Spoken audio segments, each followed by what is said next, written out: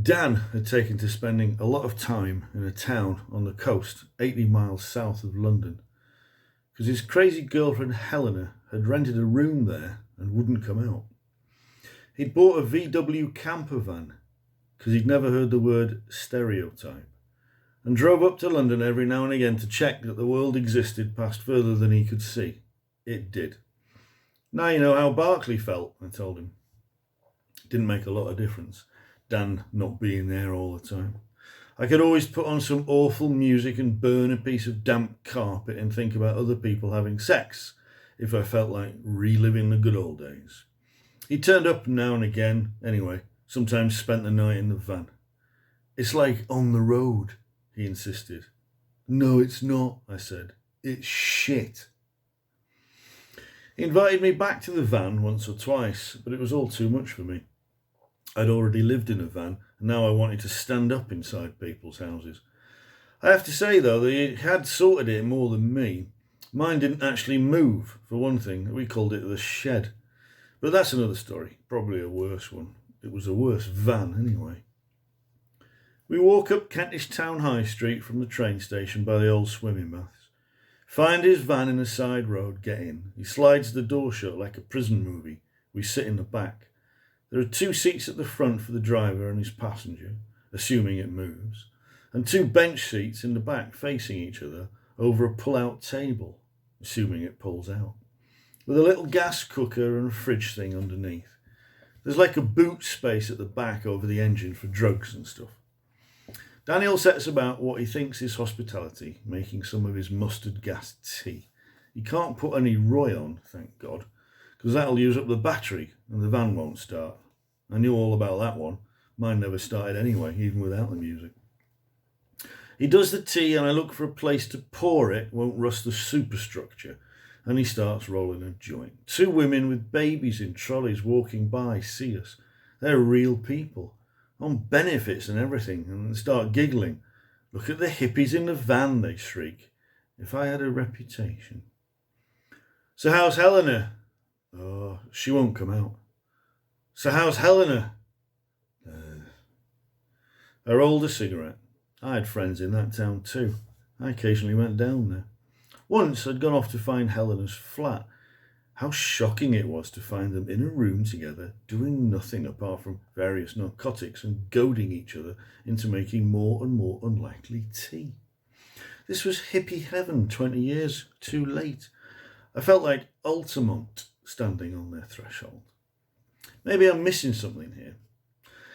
Helena was the most successful person I knew at negating her own reality. She didn't change one jot all the time I knew her. Didn't do one thing I can clearly recall. She was on some course in Brighton, fine art and despair something. She didn't finish it. Now she's on some other course somewhere else, doing something else, something similar but which didn't involve actually doing anything. Government gave her money, she spent it, nothing happened. The illusion of movement through an infinite space. You might as well not be moving. But she was mad with the effort. Or the effort had turned her mad, poor girl.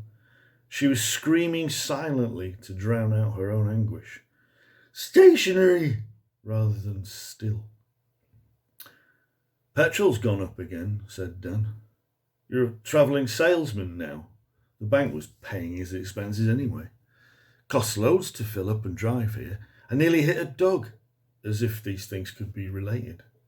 You had a fight with a dog. Fuck. I got a parking ticket too, for nothing. For parking, maybe, in the wrong place. No, it's got someone else's registration on it. I came back and there was this ticket on my windscreen. I have to send 20 quid to them now. Show it to me. He showed me the ticket. This isn't your number. No. Where were you? Outside the pub near Helena's house. You know what's happened, don't you? No. Some bloke's parked wrong and he's gone into the pub. When he's come out, he's got a ticket. So he puts it on your van and hopes you don't notice the number. Yeah? Yeah. Got a pen? He gives me a pen. All right.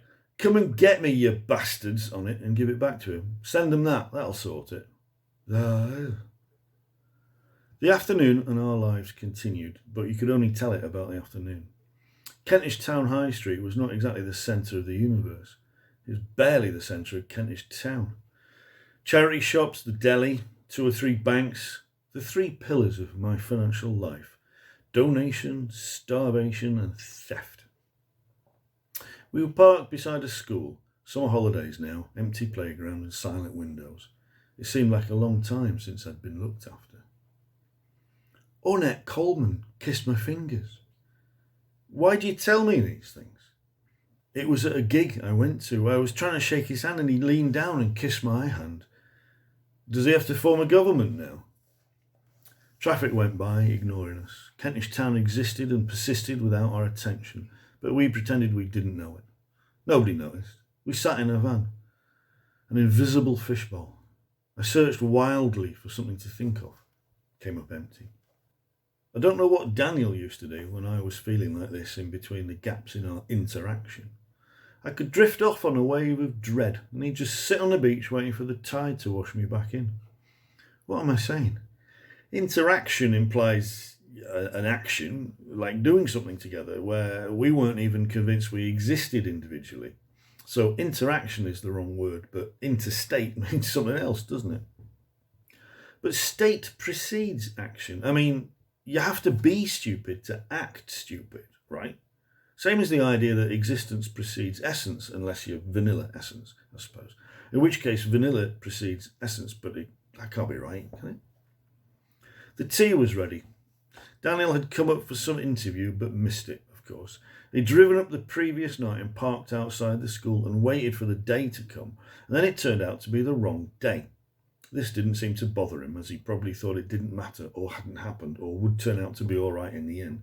My mistakes were the exact opposite. They did matter, they did happen, and they were never all right in the end. A bit like England in the World Cup. I had great expectations, he said. What do you think? Not as good as I thought it was going to be. Oh, very good. That whooshing sound you can hear is my comment going over his head. He handed me a mug of tea, another mug of tea, which looked worse than the last one. I put it on the pull-out table and it slid towards the edge and stopped. I was disappointed. What time were we meeting Stuart? Oh, in a bit.